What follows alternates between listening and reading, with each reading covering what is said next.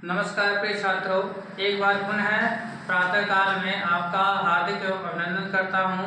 व्याकरण की यह प्रथम कक्षा जिसमें हम सभी लोग भाषा के बारे में संपूर्ण जानकारी प्राप्त करेंगे। तो सर्वप्रथम हम आते हैं, भाषा क्या होता है, भाषा के क्या कॉन्सेप्ट हैं, भाषा क्या चीज होती है, इसकी प्रॉपर्टीज क्या होती है, क्वालिटीज क्या होती है, इन सब के बारे में आज चर्चा बृहद रूप से करेंगे। तो एक बार पुनः हृदय से आपका स्वागत एवं अभिनंदन है। आइए हम सब चलते हैं, भाषा की एक अवधारणा के रूप में कॉन्सेप्ट को समझते हैं। तो सबसे पहले याद कर लीजिए, याद करिएगा और समझिएगा। याद करने से ज्यादा जोर दीजिएगा समझने पर कि सबसे पहले किसी भाषा की सबसे छोटी इकाई जो होती है वह होती है ध्वनि। क्या होती है? ध्वनि। यानी कि किसी भी सब भाषा में जो उच्चारण स्थल होते हैं, जब उसको पहले बोला ही जाता है, इस कारण से हम समझ सकते हैं कि सबसे पहली इकाई जो होती है ध्वनि होती है। तो देखिएगा ध्वनि का मतलब क्या है। देखा जाए तो ध्वनि का अर्थ होता है वाणी। क्या होता है? वाणी। और वाणी कितने प्रकार की होती है? दो प्रकार की होती है। एक होती है व्यक्त वाणी और एक होती है अव्यक्त वाणी। व्यक्त वाणी से तात्पर्य उन सभी मतलब शब्द गणों से है या उन सभी शब्दों से है, उन सभी ध्वनियों से है जो मानव बोलता है। जो एक प्रशिक्षित मानव बोलता है उसे हम व्यक्त वाणी कहते हैं। और जितने भी मानव के अलावा प्राणी संसार में विद्यमान है, उन सभी की जो वाणी होगी, उन सभी की जो ध्वनि होगी मुख से उच्चरित होने वाली, वह सभी किस में रखी जाएगी? अव्यक्त वाणी में रखी जाएगी। किस में रखी जाएगी? अव्यक्त वाणी में रखी जाएगी। तो ध्वनि के बारे में समझते हैं। तो कि सर्वप्रथम तो ध्वनि क्या होता है इसके बारे में हम आगे समझेंगे वर्ड विचार में। तो बकायदा से इतना समझते हैं। तो हम लोग आते हैं भाषा। तो देखते हैं कि जब हम भाषा शब्द की बात करते हैं तो ये होती है भाषा। जो शब्द है इसकी व्युत्पत्ति क्या होती है? तो भाष धातु। क्या होती है? भाष धातु से होती है और प्लस आ प्रत्यय मिलकर बना होता है। क्या होता है? आ प्रत्यय मिलकर बना होता है। ये है क्या है? आपकी मूल शब्द है। क्या है? मूल शब्द है। और ये आपका क्या है? तो प्रत्यय है। क्या है? प्रत्यय है। अब याद करेंगे, यार ध्यान देंगे कि भाषा जो शब्द है यह भाष से मिलकर बना है। और भाष मूल शब्द का तात्पर्य होता है वाणी। क्या होता है? वाणी। कथन, प्रकथन, बोलना आदि इनके अर्थ होते हैं। भाष शब्द का क्या अर्थ होता है? वाणी, बोलना, कहना, कथन, प्रकथन इत्यादि होता है। अब इस प्रकार से हम समझ सकते हैं कि जब भाष मूल शब्द का अर्थ वाणी है तो भाषा का शब्द का क्या अर्थ हो जाएगा? तो जब भाषा का अर्थ देखेंगे, भाषा का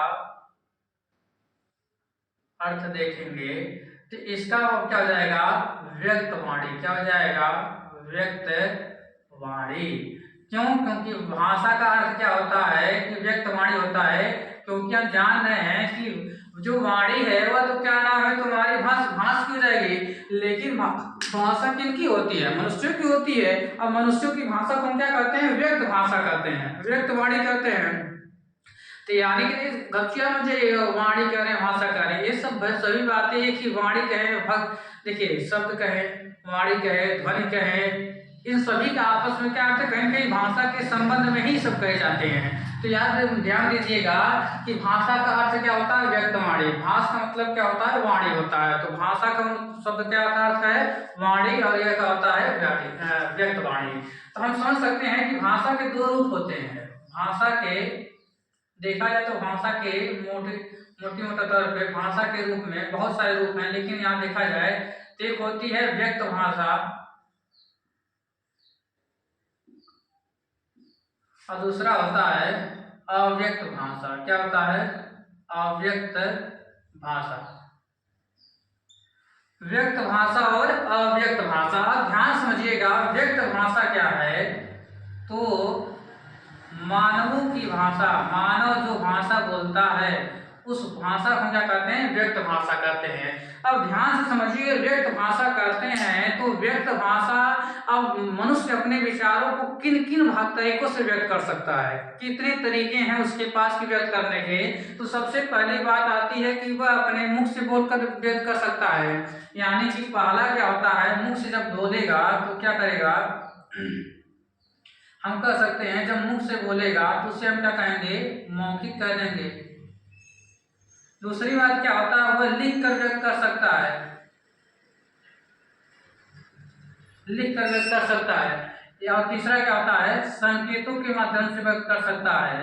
तो इस प्रकार से मनुष्य 3 प्रकार से अपने भावनाओं को व्यक्त करता है। पहला क्या होता है, मौखिक। अब मौखिक का मतलब क्या होता है, देखिएगा, मौखिक शब्द मुख प्लस इक से मिलकर बना हुआ है, और लिखित शब्द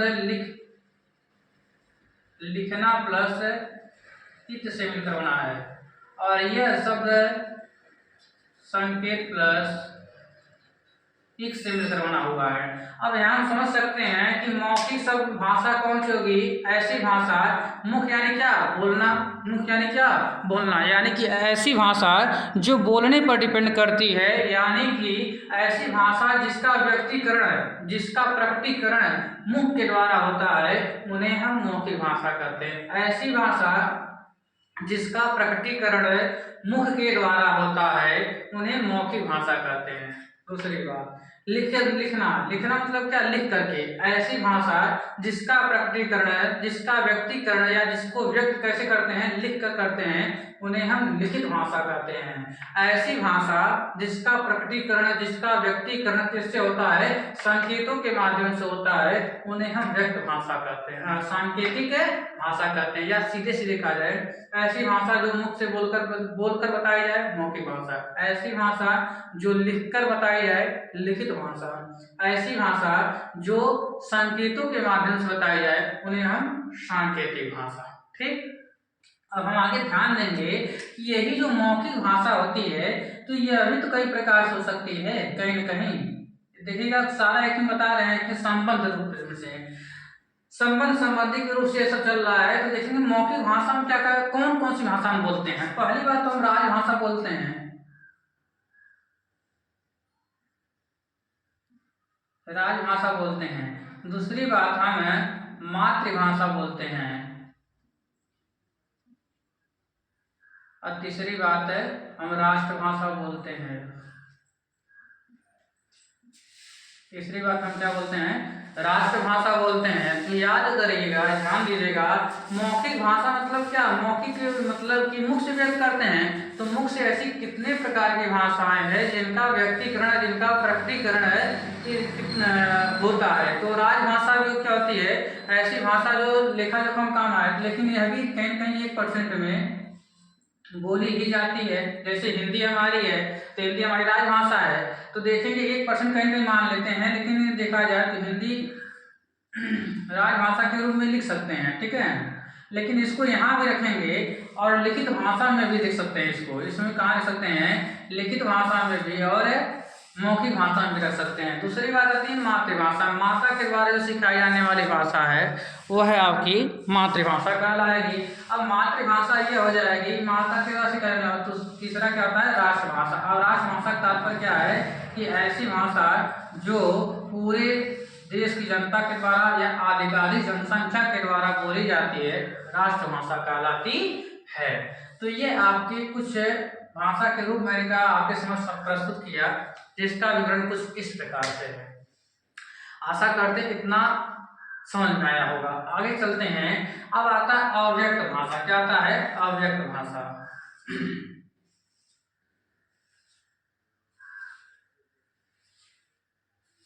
अब अव्यक्त भाषा में देखेंगे तो अव्यक्त भाषा क्या हो जाएगी, तो मानव के अलावा,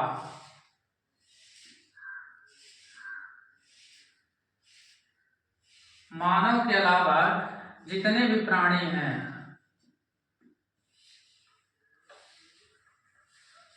मानव के अलावा सभी प्राणियों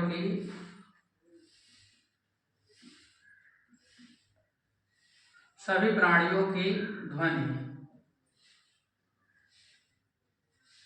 मानव के अलावा सभी प्राणियों की ध्वनि जो कि क्या हो, निरर्थक हो, जो कि निरर्थक हो।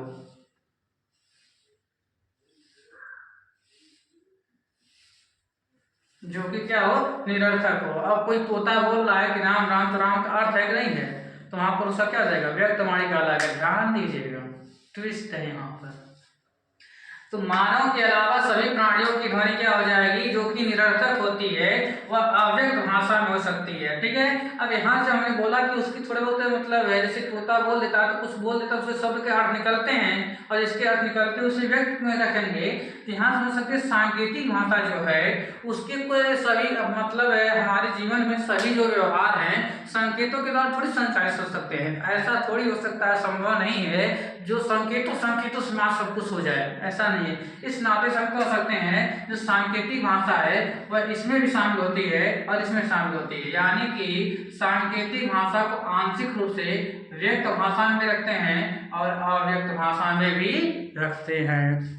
सांकेतिक भाषा को हम व्यक्त भाषा और अव्यक्त भाषा दोनों के रूप में रखते हैं। तो यानी कि हमने व्यक्त भाषा और अव्यक्त भाषा को समझा, और व्यक्त भाषा एक ऐसी भाषा है जिसमें सब मानव के वाणी को रखा जाता है, मानव के द्वारा बोले जाने वाले शब्दों को ग्रहित किया जाता है। और अव्यक्त भाषा एक ऐसी भाषा है जिसमें मानव के अलावा जितने भी प्राणी हैं उनकी ध्वनि जो कि निरर्थक होती है उनको हम अव्यक्त में रखते हैं। अब अगली बात आई है कि मानव ने 3 प्रकार से व्यक्तीकरण किया, मौखिक, लिखित, सांकेतिक। और मौखिक को हमने 3 प्रकार में बांट दिया, मौखिक, राजभाषा, मातृभाषा और राष्ट्रभाषा। लिखित भी कहीं कहीं राजभाषा भी लिखित रूप में आ सकता है। अब आगे चलते हैं तो हम लोग कुछ और चीजें याद करेंगे। तो देखिए कि बात आती है कि कहीं न कहीं देखा जाए तो आप थोड़ी बहुत एक एक लाइन से याद कर सकते हैं, एक एक चीज लेकर पढ़ते हैं। यह थोड़ा आपका थोड़ा उस प्रकार से। तो मौखिक भाषा अब एक एक करके पढ़ते हैं, ठीक है। तो मौखिक भाषा कर दे तो मौखिक भाषा कहीं जान लीजिए आदिम भाषा भी कहा जाता है। क्या कहा जाता है? आदिम। आदिम मतलब क्या होता है? आदिम, जो शुरुआत में प्रारंभ हुआ, ठीक है। आदिम भाषा, प्रारंभिक भाषा, आरंभिक भाषा लिखिए सबसे बढ़िया रहेगा। प्रारंभिक भाषा, आरंभिक भाषा, ठीक। तो मौखिक भाषा क्या अलग मतलब नाम क्या है? आदिम भाषा, प्रारंभिक भाषा या आरंभिक भाषा करते हैं। इसके कुछ उदाहरण लिख लेते हैं। तो नेताजी के द्वारा भाषण, नेता का भाषण, यानी कि नेताजी का भाषण हो गया।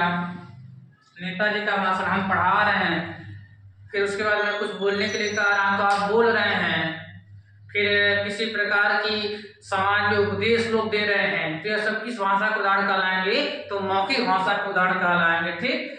दूसरी बात आती है तो मौखिक भाषा में इतना चीज हम जान सकते हैं कि मौखिक भाषा क्या होता है कि एक ऐसी भाषा जिसका क्या नाम है, जो शुरुआती दौर में बोली जा रही थी उन्हें हम मौखिक भाषा कहते हैं। जैसे उदाहरण स्वरूप में नेताजी का भाषण, सबसे नेताजी का भाषण या किसी वक्तव्य को देना, किसी विषय पोयम को सुनाना, ये सब किसमें आ जाएंगे?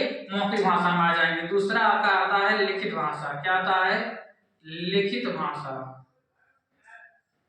लिखित। अच्छा ध्यान दीजिएगा, हम क्यों कहें कि क्यों लिखित भाषा का प्रादुर्भाव हुआ, हम कहें क्यों लिखित भाषा पढ़ते हैं, तो इसका एक कारण समझिए कि इस प्राचीन काल में परंपरा यह रही है कि सभी लोग जो ऋषि मुनि थे वह बोल बोल कर सभी लोग को पढ़ा दिया करते थे और बच्चे लोग पढ़ लिया करते थे और याद भी हो जाया करता था। लेकिन अधुना संप्रति इस समय हम सभी लोग या कुछ इस समय क्या कहें कि पिछले और सैकड़ों साल पहले कि लोगों ने देखा कि ऋषि मुनियों ने पाया, गुरु ने पाया कि बच्चे उतना याद करने में सक्षम नहीं हो पा रहे हैं। इस कारण से उन्होंने एक उपाय बनाया जिसके द्वारा वह उनका जो नॉलेज है वह लॉन्ग पीरियड तक चल पड़े, दीर्घकालिक हो सके। इस नाते से उनका जो उपाय था वही उपाय लिखित भाषा का रूप लिया। यानी कि लिखित भाषा का प्रयोजन कैसे हुआ? तो मौखिक भाषा का संरक्षण, मौखिक भाषा का संरक्षण। तो मौखिक भाषा का संरक्षण क्या कहलाता है? मौखिक भाषा का संरक्षण क्या किसका उद्देश्य है? लिखित भाषा का। यानी कि लिखित भाषा क्यों हमारे जीवन में आया, जीवन शैली में आया? तो हम कह सकते हैं कि मौखिक भाषा में छिपे हुए या मौखिक भाषा में बोले गए जितने भी नॉलेजफुल चीजें थी, जितने भी ज्ञानपरक बातें थी, उनको संग्रहित करने के लिए, उनको अधिकतर लंबे समय तक पढ़ने के लिए, रखने के लिए, स्थायित्व प्रदान करने के लिए हमने लिखित भाषा का प्रादुर्भाव किया या लिखित भाषा का प्रयोग अपने जीवन में करना प्रारंभ कर दिया। तो यह चीज आपने समझा, तो यह चीज हो गया। अब देखेंगे लिखित भाषा को ही हम अगला नाम कहते हैं, लिखित भाषा को ही हम मुद्रित भाषा भी कहते हैं। क्या कहते हैं? मुद्रित। इसी को हम टंकित भाषा भी कहते हैं। क्या कहते हैं? टंकित भाषा भी कहते हैं। तो याद कर लीजिए, जैसे अब इसका उदाहरण देख सकते हैं कि पत्र लिखना, पत्राचार, पत्र लिखना, नोट तैयार करना, नोटबुक तैयार करना, इत्यादि जो चीजें हैं आपके किस में आएंगी? तो लिखित भाषा में आ जाएंगी। क्या आ जाएंगी? लिखित भाषा में आ जाएंगी। या ऐसे जैसे दीवारों पर कुछ लिखा रहता है संकेतों के माध्यम से या आपको बताने के लिए, तो अभी क्या हो जाएंगी? आपकी लिखित भाषा के अंतर्गत रखी जाएंगी। आगे चलते हैं हम सभी लोग कि अगला है सांकेतिक। अब समझ सकते हैं कि सांकेतिक क्या होता है। तो ध्यान समझिएगा कि संकेतों के यानी कि संकेत मात्र, संकेत मात्र। और एक बात और याद करिए, जब तक कोई सार्थक ध्वनि नहीं सुनाई देती है, हर एक चीज क्या हो गया आपको, जब तक कोई सार्थक ध्वनि न सुनाई दे, सार्थक ध्वनि न सुनाई दे, तब तक वह क्या कहलाएगी? सांकेतिक कहलाएगी। जैसे गाड़ी हॉर्न देता है तो वह कहीं न कहीं चू चू का मतलब क्या होता है? कुछ नहीं होता, वो हमने बना लिया, अनुभूत कर लिया कि हाँ उसको हटने के लिए कह रहा है, लेकिन उसका कोई अर्थ नहीं है, वह मनगढ़ंत चीजें हैं। ठीक है, इस नाते से कह सकते हैं कि सांकेतिक भाषा में कि सार्थक ध्वनि क्या है? जब तक सुनाई न दे, जैसे हम बोल रहे हैं तो सब सभी सार्थक हैं, तो इसे हम मौखिक भाषा रखेंगे। लेकिन यदि मैं कुछ कहूँ ऐसे कुछ करूँ तो ये क्या सार्थक ध्वनि नहीं है। तो जब सार्थक शब्द सुनाई दे देगी तो मौखिक भाषा कहलाएगी। लेकिन यदि सार्थक ध्वनि न सुनाकर निरर्थक ध्वनि सुनाई दे रही है तो आपकी सांकेतिक भाषा में आएगी। याद कर लीजिएगा, सार्थक जब ध्वनि सुनाई दे तो मौखिक भाषा, और निरर्थक ध्वनि सुनाई दे तो आपकी सांकेतिक भाषा के अंतर्गत रखी जाएगी। किस भाषा के अंतर्गत रखी जाएगी? सांकेतिक भाषा के अंतर्गत रखी जाएगी। और सांकेतिक भाषा के उदाहरण बहुत सारे हैं, जितने भी आप ऐसे करते हैं, ऐसे या इत्यादि ऐसे करके चीज करते हैं, ये सभी आपके क्या जाएंगे? सांकेतिक भाषा के उदाहरण हो जाएंगे। क्या हो जाएंगे? सांकेतिक भाषा के उदाहरण हो जाएंगे। जैसे देखा जाए तो जो रोड पर लगे रहते हैं, सिग्नल लगे रहते हैं, ये सभी क्या रोड पर लगे सिग्नल हो गए। फिर क्या नाम है, रोड पर लगे जो जैसे मार्क रहते हैं, जेब्रा क्रॉसिंग इत्यादि होते हैं, तो क्या चीज होते हैं? वह सभी सांकेतिक भाषा के क्या होते हैं? परिपक्व उदाहरण होते हैं। अब एक चीज का विशेष जान लीजिएगा कि सबसे बात आती है, अब बात आती है कि इसमें सबसे सरल कौन सी भाषा है और सबसे कठिन भाषा कौन सी है। अब इन सभी में देखना है तीनों में सबसे सरल और सबसे कठिन भाषा कौन है। अच्छा, देखा जाए तो कहीं न कहीं जो मौखिक भाषा है वो सभी लोग बोलते हैं, चाहे अनपढ़ हो, चाहे अंगूठा टेक हो, अनपढ़ अंगूठा टेक है, चाहे अनपढ़ हो, चाहे अंगूठा टेक हो, चाहे डीएम हो, एसडीएम हो, पीएम हो, नरेंद्र मोदी हो, चाहे योगी हो, कहू, तो वह सभी क्या होते हैं? सभी लोग बोलते हैं, यानी कि अपने भाव को सभी लोग व्यक्त कर लेते हैं। यानी कि सबसे सरल देखा जाए तो है वाला है, यानी क्या मौखिक भाषा क्या है? सबसे सरल है। क्या है? सबसे सरल है।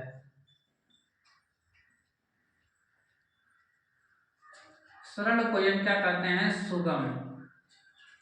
ठीक। और दूसरी बात देखा जाए तो लिखित भाषा क्या कर रहा है? लिखित भाषा। अच्छा, देखा जाए ऐसा भी नीचे आ जाते हैं सांकेतिक वाला में, तो सांकेतिक भाषा देखेंगे तो क्या ऐसा संभव हो कि इस प्रतीक संकेत मतलब सब संकेत समझ रहे हैं, या कोई आप जिससे व्यवहार कर रहे हैं तो आप संकेतों से दूसरे से बात कर रहे हैं, तो यह क्या निश्चित है कि वह समझ जाएगा आप क्या करना चाह रहे हैं? नहीं, यह निश्चित नहीं है। कुछ बातों को भले समझ रहे लेकिन पूरी बातों को समझने में सक्षम नहीं हो पाएगा। इस कारण से हम कह सकते हैं कि यह सीधे सीधे कहे कि सबसे मतलब कठिन भाषा कौन सी हो सकती है, तो सांकेतिक। क्यों? क्योंकि इसको समझने में बहुत जटिलता होती है। अब अच्छी करने में क्या अर्थ निकल रहा है, कई लोग अलग अलग अर्थ निकाल सकते हैं, निकाल सकते हैं। तो ये चीज होता है कि सबसे कठिन भाषा जिसको, ऐसी भाषा जिसको समझने में बहुत ज्यादा मतलब है डिफिकल्ट महसूस होता है, कठिनता महसूस होती है, तो आपकी क्या हो जाएगी, सांकेतिक। यानी सबसे सरल क्या हो जाएगा, सबसे सरल तो वो हो गया, और सबसे कठिन क्या हो जाएगी आपकी ये है, सबसे कठिन भाषा आ जाएगी। अच्छा देखें अब लिखित का होगी, ये तो सरल और कठिन हो गया, ये क्या होगा अभ्यास समझिएगा। अच्छा देखा जाए जितने भी शिक्षित हैं, जो लोग पढ़ने वाले हैं, पढ़े लिखे हैं, क्या वो लिख लेते हैं, नहीं लिख लेते हैं, लिख लेते हैं। अच्छा जो लोग नहीं लिख पाते हैं क्या वो लिख पाएंगे, जो लोग है नहीं पढ़े लिखे क्या लिख लेते हैं, अरे वो अपवाद मान लीजिए क्या मानो सिखा जाते हैं, कुछ नहीं सीखी कहने हैं। यानी कि जो लिखने में सक्षम है उनके लिए तो ये भाषा क्या हो जाएगी, सरल हो जाएगी, लेकिन जो अनपढ़ है, जो लिखने में सक्षम नहीं है, वो क्या हो जाएंगे, उनके लिए कठिन हो जाएगी। यानी कि मध्यस्थ की भाषा है, जिसे पटगुलवा होते हैं वैसे ही वाला भाषा है। यानी कि लिखित भाषा की मध्यस्थ है, क्या है, मध्यस्थ है। मध्यस्थ कैसे है कि पढ़ने वाले के लिए क्या समझ सकते हैं, साक्षर व्यक्ति के लिए हो जाएगी और निरक्षर लोगों के लिए यह नहीं हो पाएगी। इस नाते से इस भाषा को क्या करते हैं, मध्यस्थ भाषा। यानी कि सबसे सरल कौन, मौखिक, सबसे कठिन कौन, सांकेतिक, मध्यस्थ की पटगलवा वाला लिखित, पटगलवा वाला लिखित। याद आया, समझ में भी आया होगा, संशय नहीं होगा, इतने अच्छे समझाया जा रहा है तो याद कर लीजिएगा। इस चीज को याद करना क्या है, सब कुछ एकदम कॉन्सेप्ट बेस पढ़ा रहे हैं, सब कुछ एकदम याद हो जाना चाहिए। क्लास में ही आपको यह आशा रहेगी कि इसको कभी भी क्या करना ना पड़े, इसको कभी भी आपको काफी खुद देखना ना पड़े, याद कर लीजिएगा। एक बात से ध्यान दीजिएगा, तो इसको याद करने में ही आपकी भलाई है। याद करेंगे तो आपको अच्छा परिणाम मिलेगा, आप अच्छा नंबर मार्क्स प्राप्त करेंगे। सबसे बड़ी बात नंबर की बात छोड़ दीजिए, आपका नॉलेज बढ़ेगा, किसी शब्द के बारे में बोलना, यही आपका आप जो है, जिस दिन मेरी पूरी व्याकरण संपूर्ण हो गई, कंप्लीट हो गई, आपको लगे कि मैंने व्याकरण बहुत कुछ सीख लिया है। इस नाते से धैर्य बना करके हमारे लंबे लंबे वीडियो को छोटा छोटा करके देख लीजिए, या तो जो सामर्थ्यवान है वो पूरा देख सकते हैं, ऐसी कोई बात है नहीं है। तो हाँ एक बात और कहेंगे, इस वीडियो को अधिक तरीके से शेयर भी कीजिएगा, सभी लोग को पास भेजिएगा, ताकि इसका लाभ सभी लोग उठा सकें, केवल अपने पास नहीं रहे। देखिए जो अच्छी चीज होती है वो सबको बांटना चाहिए, जो अच्छी चीज है वो सबको बांटना चाहिए, इस नाते से आप भी बांटने में मदद कीजिएगा। अब आगे चलते हैं कि हमने ये चीज बता दिया, अब आगे चलते हैं कि जब भाषा जैसे देखिएगा, इस संसार में हर एक चीज का आधार है, केवल ऊपर वाला बस निराधार है, क्या समझिएगा।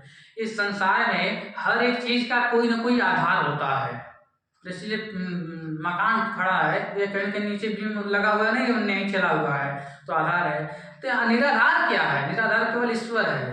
निरालंब कित धावे, सूरदास जी का पद है, बिनु पग चले सुनय बिनु काना, करे बिनु कर्म करे बिनु नाना। वह ईश्वर किसके, बिना हाथ के बहुत सारा काम करता है, बिना कान के भी सुन लेता है, बिना आंख के देख सकता है।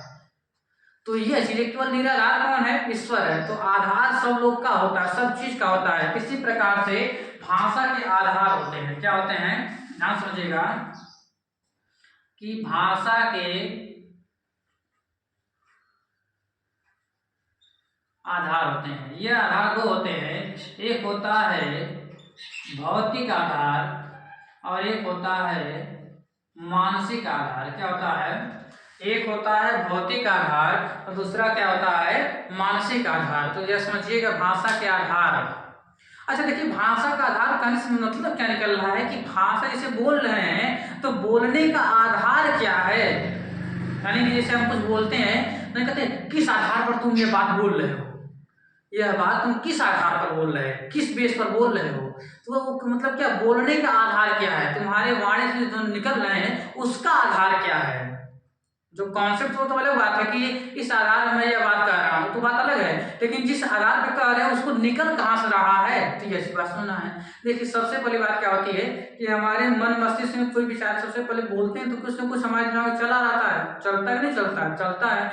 तो जब कुछ न कुछ विचार हमारे दिमाग में बैठे रहते हैं तो वो मानसिक आधार, जब बोलते हैं तो क्या होता है, मानसिक आधार। जब वही को बोल देते हैं वह करता है, भौतिक आधार हो जाता है। जब कोई विचार हमारे मन मस्तिष्क में स्थिर रहते हैं, वहां पर स्थिर नहीं रहेंगे क्योंकि मन चलायमान है। जब कोई विचार हमारे मन में रहते हैं तब उसे हम क्या करते हैं, भाषा का मानसिक आधार। लेकिन यदि वही विचार हमारे मुख से बाहर आ जाएं तो उसे कहेंगे भौतिक आधार। क्या कहेंगे, भौतिक आधार। यानी कि हमने समझा भाषा के दो आधार होते हैं, एक भौतिक आधार, एक मानसिक आधार। भौतिक आधार का मतलब क्या होता है, जब हमारे विचार है कहाँ पर हो, केवल और केवल क्या हो ना, मन में हो, तो उसे मानसिक आधार। और जब हम उसके प्रकटीकरण कर देते हैं तो हम क्या करते हैं, भौतिक आधार। तो भौतिक आधार में क्या होता है, प्रकटीकरण हो जाता है। प्रकटीकरण मतलब क्या, उच्चारित। और इसमें क्या होता है, अनुच्चारित। यानी क्या, यह उच्चारित नहीं होता है, यानी कि अप्रकटीकरण होता है। यानी कि ये केवल क्या होता है, मस्तिष्क में रह जाता है, उसे मानसिक आधार। और जब वही बात हमारे हृदय से बाहर आ जाती है तो उसे हम क्या कर देते हैं, भाषा का भौतिक आधार। क्या करते हैं, भाषा का भौतिक आधार कर देते हैं। तो आशा करते हैं आपको इतना चीज समझ में आया होगा। अब अगला टॉपिक क्या कहता है, तो कुछ चीजें समझ लेते हैं। अगला टॉपिक क्या है, हाँ तो आइए अब समझते हैं कि भाषा की कुछ विशेषताएं पे पहले से हम देख सकते हैं। भाषा की बात आती है, इतना समझ लिए तो भाषा की कहल, भाषा की परिभाषा क्या है, ये हम बात समझते हैं। तो आइए हम लोग कुछ समझते हैं भाषा की परिभाषाएं। क्या समझेंगे, भाषा की परिभाषाएं।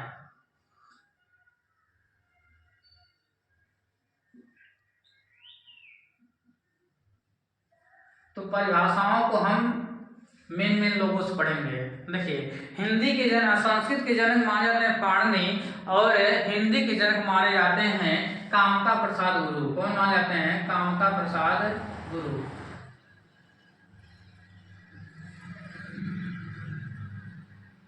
यह कहते हैं भाषा एक ऐसी साधन जिसके द्वारा मन के विचारों को आदान प्रदान किया जाता है। भाषा को क्या कहते हैं, साधन कहते हैं। क्या कहते हैं, साधन। यानी कि भाषा क्या है, एक साधन है जिसके द्वारा मनुष्य अपने विचारों को क्या करता है, आदान प्रदान करता है, विचार विनिमय करता है। क्या करता है, विचारों का विनिमय करता है। दूसरी बात क्या करता है, विचारों का विनिमय।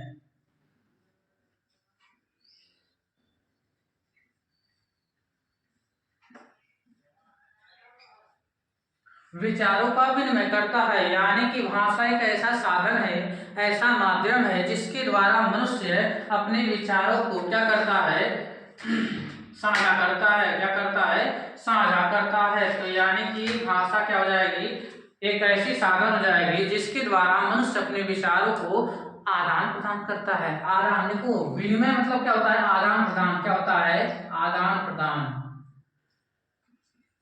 आदान प्रदान। ठीक है, यह बात हो गई। अब दूसरा मतलब एक महत्वपूर्ण है, बाबूराम सक्सेना। यानी कि यह कहते हैं बाबूराम सक्सेना, यह संस्कृत के बड़े विद्वान माने जाते हैं, हिंदी के माने जाते हैं। तो अगले हैं बाबूराम सक्सेना। यह कहते हैं भाषा ध्वनि चिन्हों का प्रतीक है। भाषा एक ध्वनि चिन्हों का प्रतीक है, जिन ध्वनि चिन्हों द्वारा मनुष्य अपने विचार विनिमय करता है। याद करिएगा, जिन ध्वनि चिन्हों द्वारा। ये इनका जो मूल शब्द क्या है, यानी कि ये किसका जोड़ देते हैं, क्या कहते हैं, ध्वनि चिन्हों द्वारा। यानी कि जिन ध्वनि चिन्हों द्वारा, ध्यान सोचिएगा कि हमारे हिंदी भाषा में टोटल 52 है, और ध्वनि चिन्हों यानी कि ध्वनि से बने हुए जो शब्द हैं उनके द्वारा जो मनुष्य क्या करता है, वह जो करता है उसे क्या कहते हैं, भाषा कहते हैं। जिन ध्वनि चिन्हों द्वारा, यानी कि ध्वनि चिन्ह मतलब क्या, सीधे से समझ सकते हैं शब्द के द्वारा। यानी कि जिन शब्दों के माध्यम, यानी कि जिन ध्वनि चिन्हों द्वारा मनुष्य अपने विचारों को क्या करता है, विनिमय करता है, आदान प्रदान करता है, उसे हम क्या कहते हैं, भाषा कहते हैं। भाषा में आखिर होता क्या है, शब्दवन होता है, शब्द वाक्य सब होता है, तो वही सबको मिलाकर एक शब्द कह देगा भाषा। तो सभी को मिलाकर क्या कर दिया गया है, भाषा। तो बहुत सक्सेना जी क्या करते हैं, भाषा शब्द में जिन ध्वनि चिन्हों द्वारा, लिख लीजिएगा, जिन ध्वनि चिन्हों द्वारा मनुष्य अपने विचार विनिमय करता है उसे हम भाषा कहते हैं। जिन ध्वनि चिन्हों द्वारा मनुष्य अपने विचार विनिमय करता है उसे हम भाषा करते हैं। और तीसरा है मैक्स मूलर। मैक्स मूलर,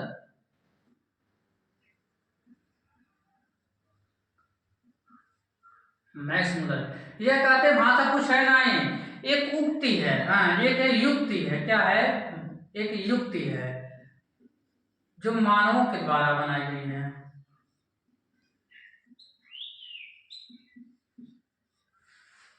भाषा कुछ और नहीं है, मनुष्य के तीक्ष्ण बुद्धि द्वारा, मनुष्य के द्वारा भाषा कुछ और नहीं है, ऐसे लिखा गया है। मैक्स मूलर कहते हैं भाषा कुछ और नहीं, मनुष्य के तीक्ष्ण बुद्धि मतलब तीव्र बुद्धि द्वारा, तीक्ष्ण मतलब क्या है, एकदम होशियार बुद्धि द्वारा एक आविष्कृत है। ये क्या है, एक आविष्कृत है, एक ऐसा उपाय है जिससे मनुष्य अपने विचारों को बदल मतलब क्या करता है, आदान प्रदान करता है। मनुष्य क्या करता है, अपने विचारों को आदान प्रदान करता है, यानी कि मानव के द्वारा, ध्यान सुनिएगा, भाषा कुछ और नहीं है, मानव के तीक्ष्ण बुद्धि द्वारा आविष्कृत है। क्या होता है, एक उपाय है जिसके द्वारा मनुष्य अपने विचारों क्या करता है, आदान प्रदान करता है। भाषा कुछ और नहीं है, यह मानव के द्वारा खोजी गई एक कल्पना है जिसके द्वारा मनुष्य अपने विचारों को आदान प्रदान करता है। तो याद कर लीजिए इस चीज को। तो अब आगे चलते हैं, हम भाषा से संबंधित कुछ महत्वपूर्ण तथ्यों को समझ लेते हैं, कुछ बातें समझ लेते हैं। सबसे पहले पर्यावरण देखिए, इसकी हम विशेषताओं पर नजर डालते हैं।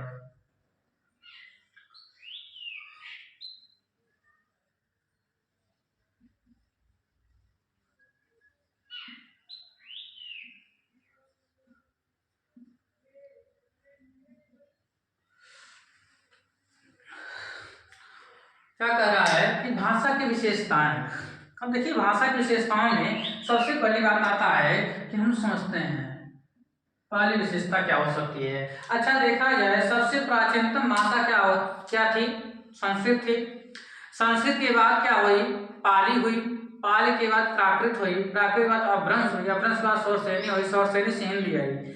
अब ये बदल रही नहीं बदल रही है।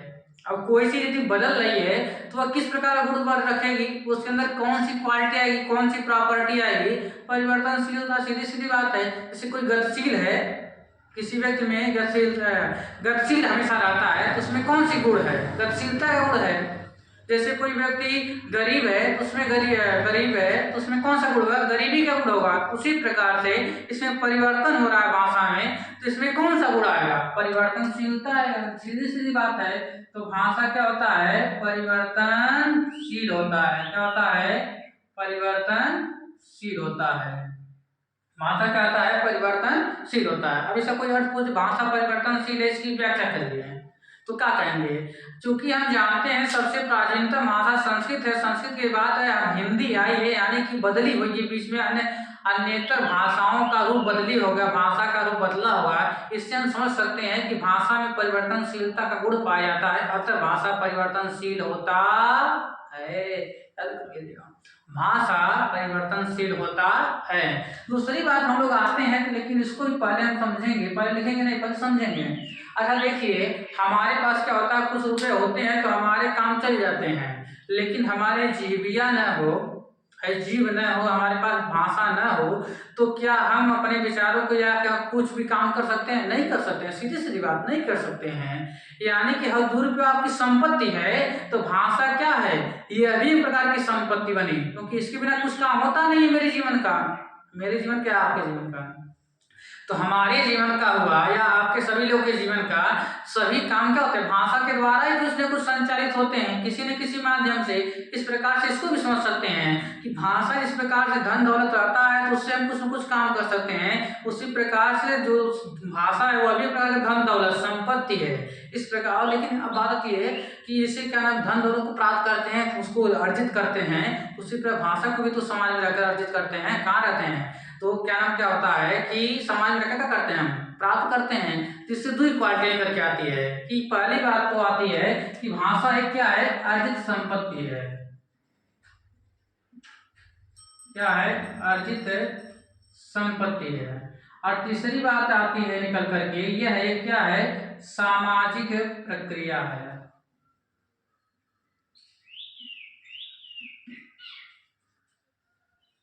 क्या है, यह एक सामाजिक प्रक्रिया है। भाषा क्या है, एक सामाजिक प्रक्रिया है। याद कर लीजिएगा, भाषा क्या है, सामाजिक प्रक्रिया है। यानी कि भाषा की विशेषताओं में क्या है तीसरा, कि भाषा एक क्या है, सामाजिक प्रक्रिया है। यानी कि समाज में रहकर यह जो भाषा सीखने की प्रक्रिया है ये सामाजिक है, यानी कि समाज से संबंध रखती है, समाज में रहकर सीखा जाता है। इस नाते इसका नाम क्या हो जाएगा, सामाजिक प्रक्रिया। अरे देखिए, जैसे हिंदी पढ़ा आपको कुछ थोड़ा बहुत कठिन लग रहा होगा, कुछ लग रहा होगा, तो यानी कि बाद में क्या सरल लगने लगा, सरल लगना है। या मान लीजिए चीनी भाषा पढ़ा रहे हैं, चीनी जापानी पढ़ा रहे हैं, तो पहले क्या लगे, कठिन लगे, अरे बाप हाँ है। तो बाद में क्या जब समझने लगोगे तो क्या हो जाएगा, सरल हो जाएगा। यानी कि भाषा किस प्रकार का अनुकरण करती है, ये कठिनता से सरलता की तरफ का अनुकरण करती है, कठिनता से सरलता की तरफ जाती है।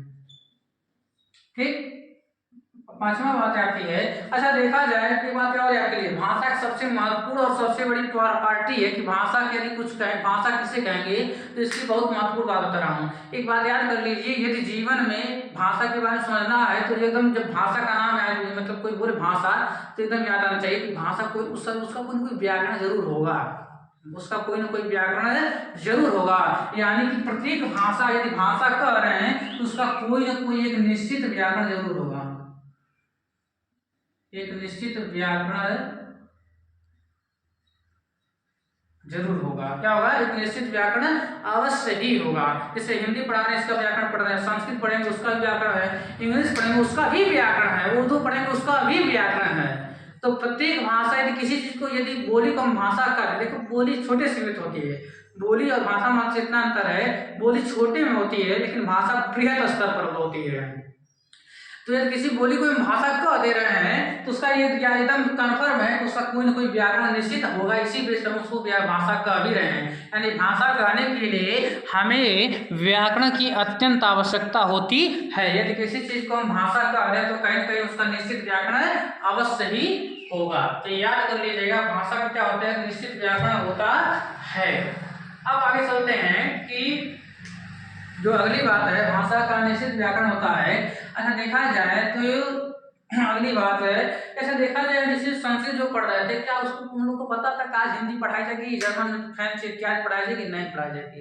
यानी कि जो अंतिम स्वरूप है, यानी क्या भाषा का जो अंतिम, जैसे भाषा का अलग अलग स्वरूप होता है, स्वरूप होता है, भाषा जैसे बदली तो प्राकृत आ गई तो उसके अलग स्वरूप मिल गया, प्राकृत से मतलब प्राणी से प्राकृत आ गया, फिर अपभ्रंश आ गया, उसका अलग अलग रूप निकल रहा था। जैसे भाषा के अलग अलग रूप मिल रहे थे, तो क्या ये डिसाइड हो गया था पहले कि हाँ इतने साल बाद, इतने खरबों वर्ष बाद, अरबों सैकड़ों साल बाद की भाषा आएगी, नहीं। यानी कि कोई ऐसा मतलब टेक्निक नहीं है जिसके द्वारा हम निश्चित कर सकते हैं कि भाषा का कोई अंतिम स्वरूप होता है। यानी कि अंतिम स्वरूप नहीं होता है, अंतिम स्वरूप नहीं होता या अंतिम स्वरूप निर्धारित नहीं है, अंतिम स्वरूप निर्धारित नहीं है। यानी कि भाषा के आपको इतनी विशेषताएं मैंने बता दिया, पढ़ लीजिए इतना। यानी कि भाषा की विशेषताएं रही कि भाषा क्या होती है कि भाषा ये क्या होती है, अंतिम एक परिवर्तनशीलता गुण रखती है, अर्जित संपत्ति है, सामाजिक प्रक्रिया है, कठिनता से सरलता की तरफ जाती है, और निश्चित व्याकरण होता है और अंतिम स्वरूप नहीं होता है। और याद कर लीजिए कि अगली बात हम कुछ पढ़ सकते हैं, तो देखिए किसी भाषा का भी क्षेत्र क्या होता है, सीमित होता है। जैसे बोली का क्षेत्र सीमित होता है और इसी प्रकार से भाषा का भी क्षेत्र क्या होता है, बृहत स्तर पर सीमित होता है। स्तर पर क्षेत्र सीमित होता है। क्या होता है? सीमित होता है। यानी कि भाषा का भी जो क्षेत्र है वह क्या होता है? सीमित होता है। लेकिन ये छोटे स्तर पर नहीं सीमित होता है, ये क्या होता है? बड़े स्तर पर सीमित होता है। किस पर स्तर होता है? बड़े स्तर पर सीमित होता है। यानी कि भाषा का जो अगला प्रॉपर्टी है वह है बृहत स्तर क्षेत्र पर क्या होता है? सीमित होता है। और देखा जाए तो सीधे सी बात है कि भाषा कहीं ना कहीं कुछ ना भाषा में कुछ ना कुछ प्रतीक होते ही होते हैं। जैसे भाषा में प्रतीक मतलब क्या? शब्द। प्रतीक मतलब क्या? शब्द। यानी कि भाषा का जो अलग कुछ कर सकते हैं तो भाषा कहीं ना कहीं प्रतीकात्मक होती है। क्या होती है? प्रतीकात्मक होती है। क्या होती है? भाषा प्रतीकात्मक होती है। क्या होती है? प्रतीकात्मक होती है। और अगली बात यह है तो भाषा कहते हैं तो गोरु, जानवर इन सबसे संबंध रखता है। क्या जब भाषा कहेंगे तो भाषा का संबंध कहीं से होगा? नहीं होगा। तो यह भी प्रॉपर्टी याद कर लीजिएगा कि भाषा का जो संबंध है वह किससे है? तो मानवों से है। किससे है? भाषा का संबंध है मानवों से। किससे है? मानवों से। अच्छा देखा जाए तो भाषा का मेजर जो पार्ट होता है वह कहीं ना कहीं ध्वनि होता है। भाषा का जो मेजर पार्ट होता है वह कहीं ना कहीं ध्वनि होता है, क्योंकि ध्वनि सभी भाषाओं का मूल है। इस प्रकार से भाषा की अगली प्रॉपर्टी बन सकती है कि भाषा ध्वनिमय होता है। क्या होता है? ध्वनिमय होता है। अच्छा कोई उसको कहेंगे ध्वनिमय होता है, सर लिखने में कौन ध्वनिमय होता है? अरे बेटा ये याद कर लो, जब भाषा को जब लिखते हो ना तो लिखने से हमको अनुभूति होती है। और अनुभूत होती है जब कब हलचल हलचल मचती है तो हलचल में ध्वनि होती नहीं होती है। वो भले तुमको न सुनाई दे, इससे क्या फर्क पड़ता है? इसी प्रकार संकेत भाषा है। संकेत जब ग्रहण करेंगे तो का उसमें क्या नाम हमारे विचार में हलचल नहीं होगी? होगी। तो हाँ भी ध्वनि भले हमको सुनाई न दे, वह बात अलग है। जैसे एक बात याद कर लीजिए, शब्द नाम की महिमा होती है। जैसे मान लीजिए सबसे उदाहरण सरल, जैसे आपका नाम, जैसे आप सोए रहते हैं, अब जब सोए रहेंगे याद कर लीजिए, जब सोए हैं तो आपको ध्वनि सुनाई नहीं देगी। जैसे व्यक्ति जैसे मर जाता है या उसको सो जाता है गहरे नींद में, उसको कुछ नहीं सुना देता है। अब कोई आपको सुना बुला रहा है कि हे नारायण, अब हे नारायण बुला रहा है, यानी जब नारायण बुलाता है सब जाता है। तो नाम में शक्ति होती है, शब्द में शक्ति होती है, वो आपके कर्ण में जाती है, आपको हलचल मचाती है, तब जाकर आप उठ जाते हैं। अब बताती है कि आपको मान लो कुछ सुन के उठे हैं। अच्छा बताओ, जब सुन के उठे हो तो क्या आप सोए थे? यदि आप सुन के उठे हैं तो आप बात है सीधी सीधी बात है, आप सोए नहीं थे। और यदि क्या नाम है आप सोए थे, आपको सुनाई भी नहीं दिया, तो यानी क्या समझ आ रहा है कि ये नाम की शक्ति है। नाम की शक्ति यानी क्या? शब्दों की शक्ति होती है, यानी शब्द में शक्ति होती है। यानी इसीलिए कह सकते हैं कि भाषा क्या होती है? ध्वनि में होती है। जब भाषा ध्वनि मतलब क्या? कहीं कहीं शब्द भी ध्वनि में होता है। इस बात को समझ सकते हैं। ठीक, ये बात आगे 10 आपके हमको मैंने बताया कि 10 भाषा की विशेषता का आपको परिगणना कराया। आगे जब मैं भाषा में ज्ञान पढ़ाऊंगा तो बहुत सारी चीजें भाषा के संबंध में मैं पढ़ाकर आपको दूंगा। आपके बारे में इससे भाषा के संबंध में बहुत सारी जानकारियां आपको हो जाएंगी, इतनी मुझे आशा है। अब आगे चलते हैं। जैसे अभी देखिए हमारे पास टाइम भी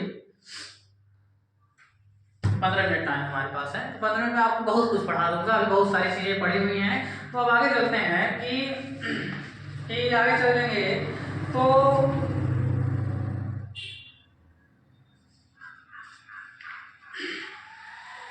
अब आगे चल रहे हैं। तो आगे चलने में समझ लेते हैं कि अगला बात क्या समझाएं। चलिए आते समझते हैं कि अब बताइए, आप जैसे भाषा के संबंध में इतनी जानकारी है तो हिंदी की पढ़ रहे हैं तो हिंदी के बारे में याद कर लीजिएगा थोड़ा बहुत हिंदी के विषय में जानने के लिए। तो जब हिंदी के बारे में याद करेंगे तो याद कर लीजिएगा कि हिंदी हमारी राजभाषा है, सीधी सीधी बात है, यह तो बात आपको कन्फर्म है। अच्छा लेकिन हम ऐसा करते हैं ना, ये आपको कल पढ़ाते हैं। क्या करते हैं? कल पढ़ाएंगे। तो आज के लिए ये कक्षा आपको यहीं विराम देता हूँ। तो आज मैंने जो कुछ भी पढ़ाया उसको आप लोग कंठस्थ करिएगा, याद करिएगा, और याद करने से पहले समझने का प्रयास करिएगा, क्योंकि ये ऐसा कोई विषय नहीं है जो याद करने वाला हो। सब कुछ मैंने पूरी गहराई से समझाया है। तो आशा करते हैं इसको आपको समझ में आएगा और इसका नोट्स तैयार कर लीजिएगा। आज के लिए बस इतना ही। वीडियो आगे शेयर कीजिएगा। Thank you.